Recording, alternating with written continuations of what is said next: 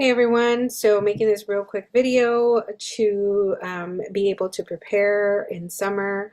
For a lot of us parents, we can't stop thinking about the worries of the next new school year, and so this video is a short reminder of how to prepare and get yourself organized for the upcoming school year 2026, 2027.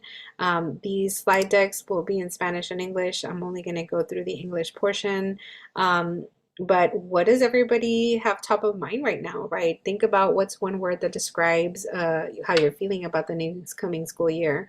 And let's just call it out. It's important that we realize and recognize the feelings that we get when school's about to start. For me, I'm feeling optimistic about what's to come, especially because I have done a lot of preparation in the last years to be able to be where I'm at in tackling any issues with the school. And so this might be different for you. Honor your word, right? If it's worried, if it's scared, if it's collaborative, if it's hopeful, just make sure you own it, right? Own that word.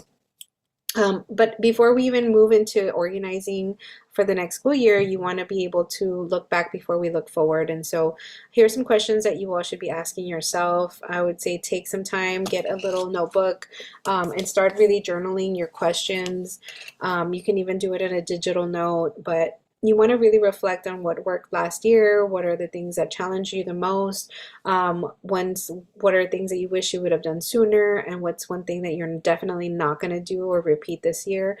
These are really good questions to set us forward into thinking for the future. And so I challenge you all to continue to start journaling these questions and really give yourself some time for that.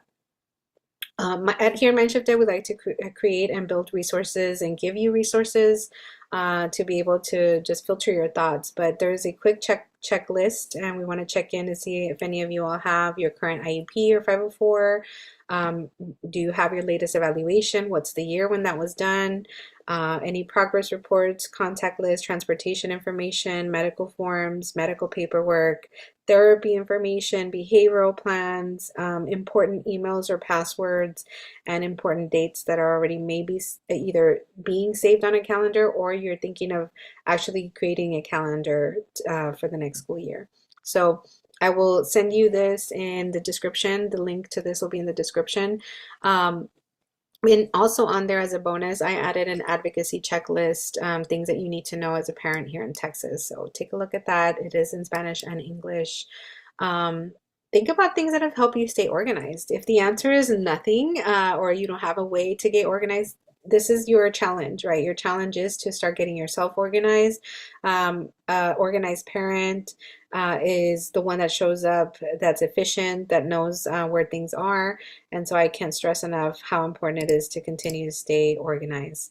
In the summer, this is the best time for you all as parents to start planning and start thinking about what we can do before school starts. Just as a reminder, teachers might not be in school at the moment, but your principals and your administrators and your district staff are still working, and you can do some of these requests with those people. And so things to start thinking about is like requesting records. Transportation is always top of mind during the summer. Thinking about when Meet the Teacher is, maybe even getting logged on to your school website or your school calendar. Any school supplies, visit campuses, those are things that can be done before the school starts. You should definitely have a list here of what you would like to do, maybe things that are great to have, but maybe don't have the capacity to do so. Document what those are. Maybe it's organizing the binder, maybe it's labeling documents, maybe it's creating a folder on Google Drive, right? Those are things that you would like to do. Try to find some time to yourself during the summer to get some of these things done.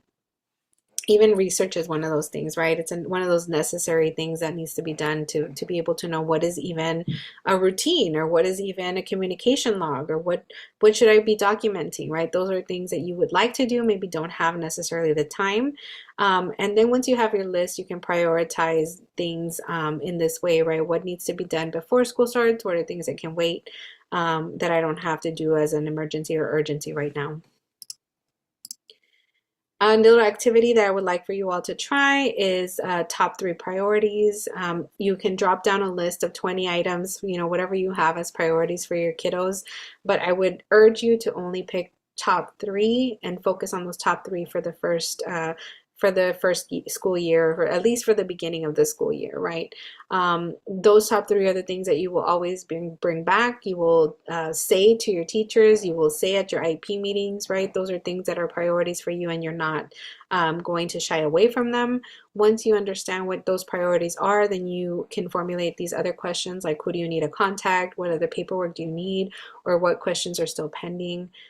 This is just a mini activity to get you going for the next school year. I'll also drop a link in the description as well. And that is a quick 1, 2, 3 of how to prepare for summer. If you have any questions, feel free to contact us at info@mindshifted.org. Visit our website for more resources and some of the resources that I shared today.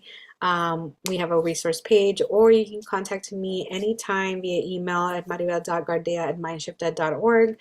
Thank you so much for joining me today, and hopefully this helped you prepare for what's to come in the next school year. Have a great summer.